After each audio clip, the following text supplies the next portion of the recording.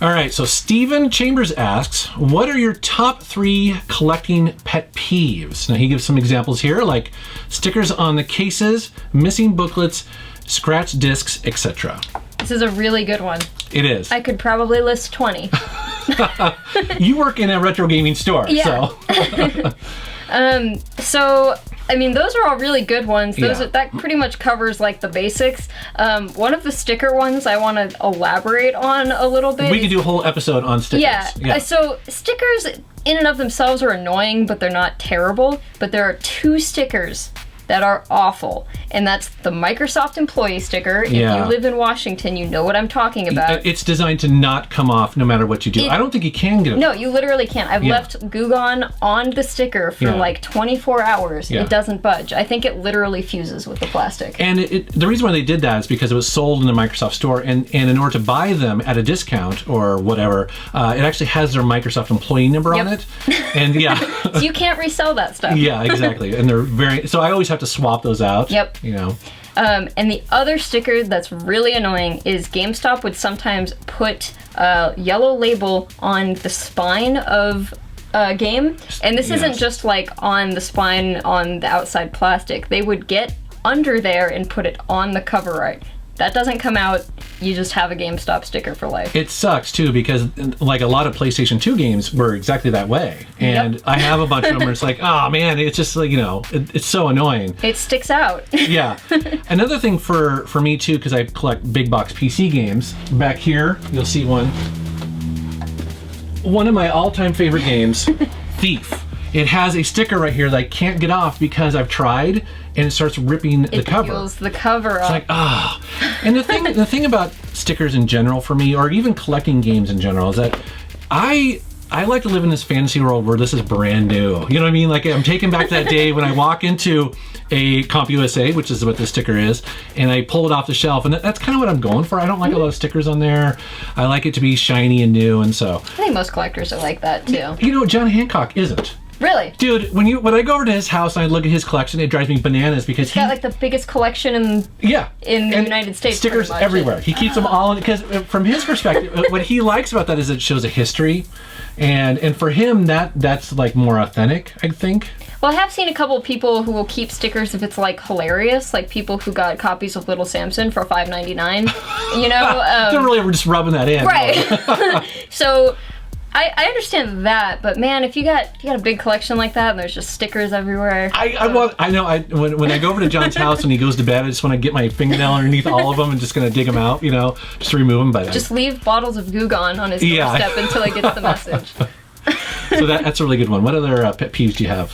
So one of the things I hate is when you go to like a garage sale or a thrift store or someplace where these people are obviously just trying to kind of get rid of this stuff, and they want top dollar for their games. And I don't even mean just top dollar like, okay, this is what a retail retro video game store would sell, although that's annoying too. I mean the people who like only vaguely know that video games can be expensive, so they just go on eBay and they just look at like whatever the highest price one is listed at, and they're like, oh, someone has Mario for $50, so $50.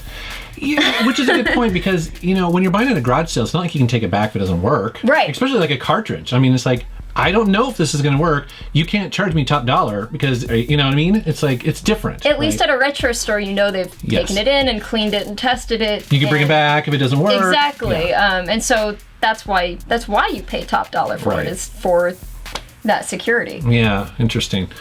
I think, for one of the pet peeves lately, and I think a lot of people feel this, is just lack of inventory. Especially again back on PCs. The days of finding big box PC games at half price books and thrift stores, those are gone. I mean, you might get lucky occasionally, but it's definitely nowhere near like it used to be. Oh yeah, and thrift stores and garage sales too. I mean, you are competing against other people, and the only reason I've ever found anything is just like pure consistency. Yeah. If you just, it's a numbers game. Yeah, I go to a thrift store 5 or 6 days a week, and because I do that, I occasionally find something to beat out the other people, but there's a lot of people looking. There's so many people. Yeah, so kind of it's more of a bummer really, but it's definitely not like it used to be. Right. Well, we're glad there's more people in the hobby. Oh, sure. But it's frustrating Selfishly. Yeah. Totally. What other ones do you have? So another one I have, this is a really, really specific one, but it's pretty funny. I actually couldn't find one in his collection, amazingly. I don't know how many of you guys have seen this, but on like Hollywood, or on cartridges, there'll be an engraving on it, and Hollywood Video did this, and they literally engraved Hollywood Video into the back of their cartridges. So that, I mean, Sharpie you can get off, stickers you can get off. You can't, it's engraved. So this, someone just wrote like their name on the back of this. Oh no, it says Hastings. So never mind, this is another store. But you can't get that off, and it's frustrating when it's there forever. So this one also highlights another pet peeve of mine. Is when the sticker is torn. Again, you know, I like it whenever it's shiny and new. I didn't even bother to really put like a good label on the top of this one because I consider this one to be just a playable copy, but not really in my collection. You'll someday get a better one to replace it with. Yeah, and that can definitely be a challenge when you're upgrading a game. You know what I mean? Like you'll get this and be like, cool, I can play it, that's awesome.